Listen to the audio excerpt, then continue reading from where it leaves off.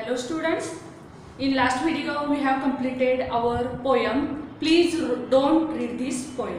Today we are going to see English workshop related to this poem. So open your textbook, page number 75.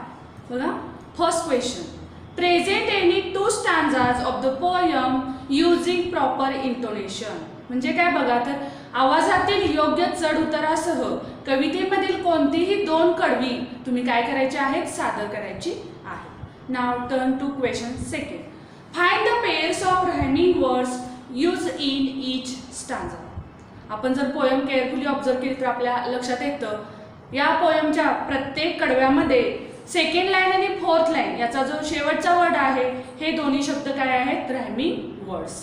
For example पहा, me and see, then play away, nice twice, line mine, stop cop, j frame, then missed exist, fun done, and to do. Okay, write down these rhyming words in your notebook. Turn to question third. Think and answer. विचार करा आणि प्रश्नांची उत्तरे द्या. इथं तुमचं self opinion लिहिणं गरजेचं आहे. बघा first question A. The poet is telling someone not to read the poem. Who is that someone. कवी काय करत आहे बघा वाचणाऱ्याला काय सांगत आहे not to read this poem. ही कविता तुम्ही वाचू नका. मग हु इज दॅट समवन, मग ती कोणती तरी म्हणजे कोणीतरी, समवन म्हणजे कोणीतरी, ही व्यक्ती नेमकी कोण आहे असा प्रश्न विचारा तुमच्या मते. ओके, याचा आन्सर काय येऊ शकतं पहा. That someone is everybody who wants or likes to read the poem. ती व्यक्ती कोणीही असू शकते, अशी व्यक्ती जी व्यक्ती ही पोएम वाचणार आहे. मुलं असू शकतील, एल्डर पर्सन सुद्धा असू शकते. म्हणजे जी व्यक्ती ही पोएम वाचणार आहे त्या व्यक्तीला उद्देशून कवी म्हणत आहे don't read this poem. Okay, now turn to question B. What did you feel when you read the line please don't read this poem. बघा जेव्हा तुम्ही ही ओळ वाचता please don't read this poem तेव्हा तुम्हाला नेमकं काय वाटतं जेव्हा ही तुम्ही ओळ वाचता. बघा I was surprised to read the line because generally every poet eagerly wants to read his poem.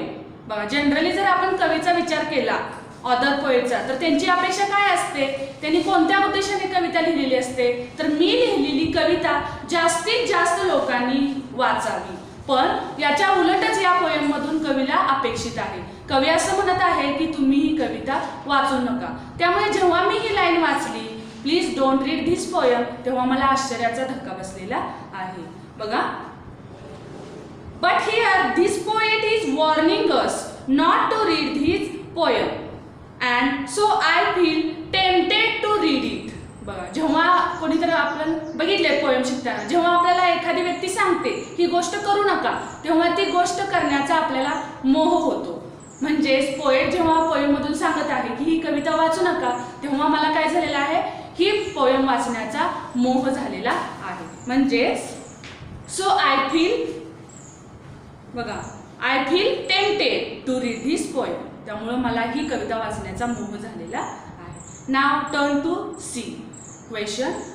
Does the poet really want you to stop reading the poem.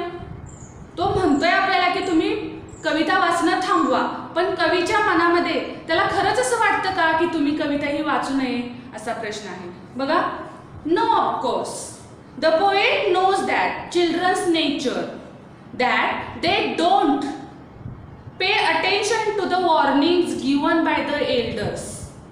Generally, the children don't pay any attention to the warnings of the elders and tempted to do the opposite of the warnings. बघा मुलांना सवय असते पालक जे सांगतात त्याच्याकडे लक्ष द्यायचं नाही त्याच्या उलट काय करायचं कृती करायची. आलं लक्षात. Then next D. What does the poet mean when he says tell all your friends and family they shouldn't read it too. बघा येथे दिलेल्या ओळीतून कवीला काय म्हणायचे आहे? म्हणजे बघा, the poet means to say that the friends and family also should behave opposite of the warnings and should read the poem. आपण म्हटलं की फक्त मुलांचं नेचर आपण कन्सिडर केलं की मुलं काय करतात, जरी मोठ्याने आज्ञा दिली, वॉर्निंग दिली, तरी सुद्धा त्याच्या उलट कृती करत असतात. पण मोठ्याही व्यक्तींचा सुद्धा नेचर काही पद्धतीनं त्याच सेमच असतं. आपण जरी सांगितलं एल्डर पर्सनना, तुमच्या फ्रेंड्सना की तुम्ही ही कविता वाचू नका, तरी सुद्धा ते सुद्धा काय करणार आहेत, त्याच्या अपोजिट, वॉर्निंगच्या अपोजिटच कृती करणार आहेत. आणि हे मानवजातीचं एक वैशिष्ट्य आहे असं कवी या कवितेतून सांगण्याचा प्रयत्न करत आहे. Next, E. What situation the following lines remind you of? Put the poem down now and slowly back away. ही जी सेंटेन्स आहे बघा, तर हे वाक्य वाचल्यानंतर तुम्हाला कशाची आठवण होते असं कवी म्हणत आहे. कोणते प्रसंगी तुम्हाला ही आठवण करून देतात, कोणत्या प्रसंगाची आठवण करून देतात? When parents compel me to study instead of playing, I avoid it.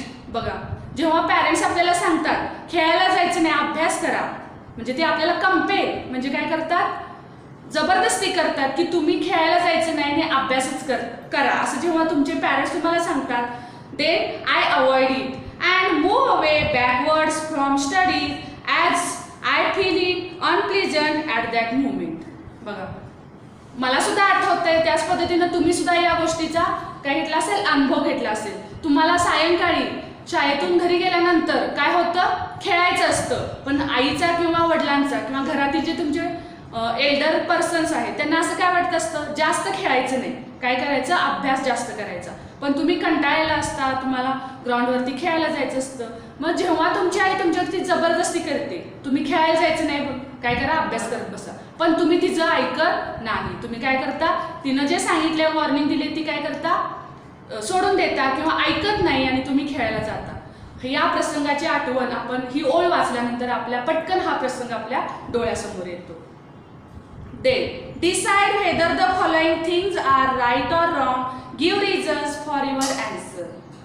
Here are given some sentences. You have to give answer in right or wrong and as well as give the reasons for any answer or for your answer. खाली दिलेल्या वाक्यांसाठी तुम्ही तुमचं उत्तर सांगायचं आहे. मग ते जर चुकीचं असो किंवा बरोबर असो, त्याचं रिझन तुम्ही लिहायचं आहे. Reading someone else's letter. Is this right or wrong? Reading someone else's letter. दुसऱ्याचं पत्र वाचणं राईट आहे का रॉंग आहे? Generally it's wrong thing. Because असं का म्हणू शकतो? कारण ते लेटर कशाचे आहे? Related. Because it is his or her personal belonging. ते एखाद्या विशिष्ट व्यक्तीशी काय आहे? व्यक्तिगत आहे, खाजगी आहे. It is consider as a bad manners. आणि दुसऱ्या व्यक्तीने लिहिलेलं पत्र आपण वाचणं हे काय आहे? बॅड मॅनर्स आहे. Okay. Then it is a violation or moral principle. एक नैतिक मूल्य किंवा आपण तत्व म्हणूया की इतर व्यक्तीने लिहिलेलं पत्र आपण वाचू नये, हे आपल्या नीतिमत्तेने आपल्याला शिकवलेलं आहे. Then second, reading someone else diary. Reading someone else diary, it is wrong thing to do. A diary contains a personal experiences and private thought. बघा, एखाद्या व्यक्तीची पर्सनल डायरी असते आणि त्याचे स्वतःचे भावना, स्वतःचे विचार त्या डायरीमध्ये नमूद केलेले असतात.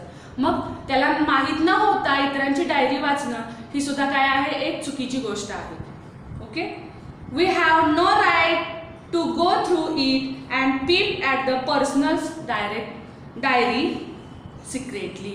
त्यामुळे इतरांची जी माहिती किंवा जी डायरी आहे ती माहीत न होता आपण वाचणं ही काय आहे? चुकीची गोष्ट आहे. Then looking at the keyboard when someone is typing a word. जेव्हा एखादी व्यक्ती कीबोर्डच्या साहाय्याने काहीतरी टायपिंग करत असते तेव्हा त्याकडे पाहणं, त्या संगणकाकडे पाहणं हे योग्य आहे का? तर नाही.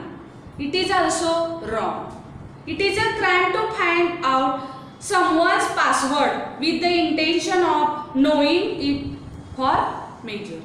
बघा इतर कुणाचीही माहिती माहीत करून घेणं, सांकेतिक शब्द माहीत करून घेणं हे काय आहे, चुकीची गोष्ट आहे. त्यामुळं इतर व्यक्ती कुणीही असो ती जर टायपिंग करत असेल तर आपण पाहायचं नाही. It is also bad manners or bad thing. Then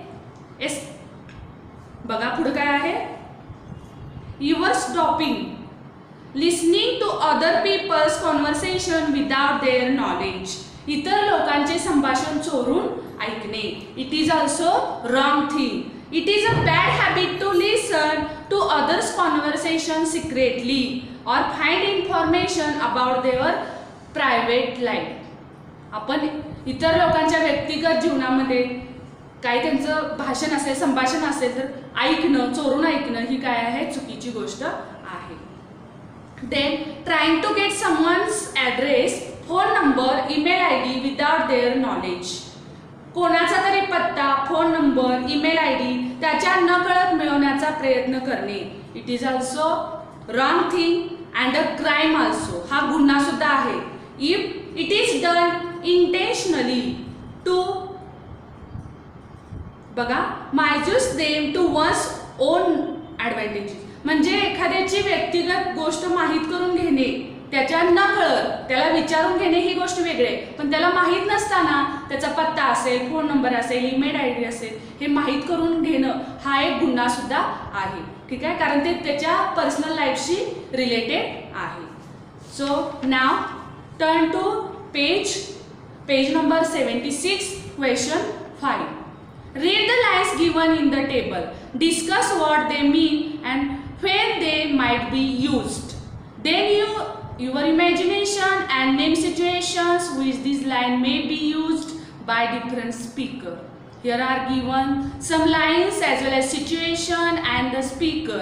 When the speaker says these lines, you have to write down. One example is given here.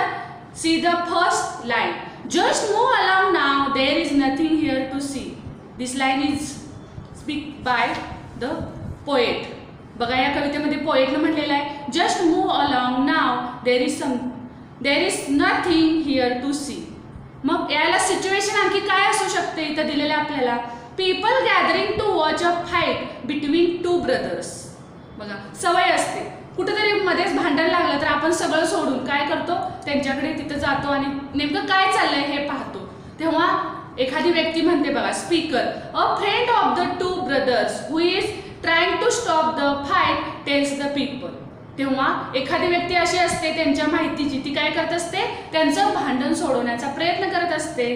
तेव्हा ती इतर लोकांना काय म्हणते, just move along now there is nothing here to see. त्यांचं personal गोष्ट आहे, ते भांडत आहे, त्यामुळं तुम्ही इथं कुणीही थांबू नका. हे काय आहे, तुम्हाला इथं पाहण्यासारखं काही नाही. म्हणजे आपण काय करायचं आहे, काही ओळी आपल्याला दिलेल्या आहे तर या ओळी कोणत्या स्थितीमध्ये म्हणल्या असाव्यात आणि कोणी म्हणल्या असाव्यात हे आपण गेस करायचं आहे आणि लिहिण्याचा प्रयत्न करायचा आहे. बघा, I have asked you once politely, don't make me ask you twice. Situation काय असू शकते बघा, मी तुला एकदा सांगितले ना नम्रपणे, मला पुन्हा सांगण्याची वेळ येऊ देऊ नको, असं केव्हा म्हणते व्यक्ती. काय सिच्युएशन असू शकते बघा, a young boy is demanding money for buying junk food. लहान मुलं काय करत असतात, एखादी गोष्ट मिळवण्यासाठी हट्ट करत असतात पण ती त्यांच्यासाठी योग्य नसते. तेव्हा काय म्हणतात बघा त्याचे father warning him not to ask money for this purpose. म्हणजे चांगल्या गोष्टीसाठी असेल तर त्याचे फादर काय म्हणणार आहेत, नक्कीच ती घेऊन देणार आहेत. पण विनाकारण जर लहान मुलं एखाद्या गोष्टीचा हट्ट करत असतील तर ते पॅरेंट्स काय म्हणतात, पुन्हा मी तुला एकदा नम्रपणे सांगितलंय ना, पुन्हा मला दुसऱ्यांदा सांगण्याची वेळ आणून देऊ नको. Then next line, this isn't yours it's mine. ही तुझी नाहीये तर ही माझी आहे. Two students are quarrelling over the possession of the pen or ruler etcetera. One of the students tell this to the other. तेव्हा काय सांगतो, एक मुलगा दुसऱ्या मुलांना सांगत असतो, काय म्हणतो, दिस इजंट युअर्स इट्स माइन. जेव्हा दोन मित्र एखाद्या गोष्टीसाठी भांडत असतात तेव्हा काय होतं, एक मित्र दुसऱ्या मित्राला म्हणतो किंवा एक स्टुडंट दुसऱ्या स्टुडंटला म्हणतो की ही तुझी नाही आहे तर ही वस्तू माझी आहे. Then if you don't quit this instant I swear I will call a cop. तू आत्ताच्या आता इथून सोडून गेला नाहीस तर काय होणार आहे? ताबडतोब, इन्स्टंट म्हणजे लगेच, ताबडतोब. I swear I will call a cop. तर मी शपथ घेऊन सांगतो, तर मी कुणाला बोलवणार आहे? पोलिसांना बोलवणार आहे. अशी सिच्युएशन कधी होऊ शकते बघा. A bully is threatening a person for no cause. एखादी व्यक्ती गरज नसताना एखाद्या व्यक्तीला त्रास देत असेल तर तेव्हा काय होतं? तेव्हा हे वाक्य उच्चारलं जातं. स्पीकर काय म्हणतो बघा. The person who was threaten tells the bully. तेव्हा तो काय म्हणतो व्यक्ती, if you don't quit this instant I swear I will call a cop. एखाद्या व्यक्तीचं गरजेपेक्षा जास्त विनाकारणच एखाद्या व्यक्तीला त्रास देत असेल तर असं वाक्य उच्चारलं जातं. It is too late now. आता खूपच वेळ झालेला आहे असं कधी म्हटलं जातं? When a patient dies before doctor's arrival. Doctor येण्याआधीच, चेक करण्याआधीच एखादी व्यक्ती जेव्हा मरण पावते तेव्हा डॉक्टर त्याला पाहतात आणि म्हणतात it is too late now. तुम्ही दाखवायला किंवा दवाखान्यात आणायला खूपच वेळ केला. Then a family members tells the doctor. तेव्हा काय म्हणतात? It is too late now. Then here is what you will have to do. A person asked for a solution to his problem. कधी म्हणतो स्पीकर बघा.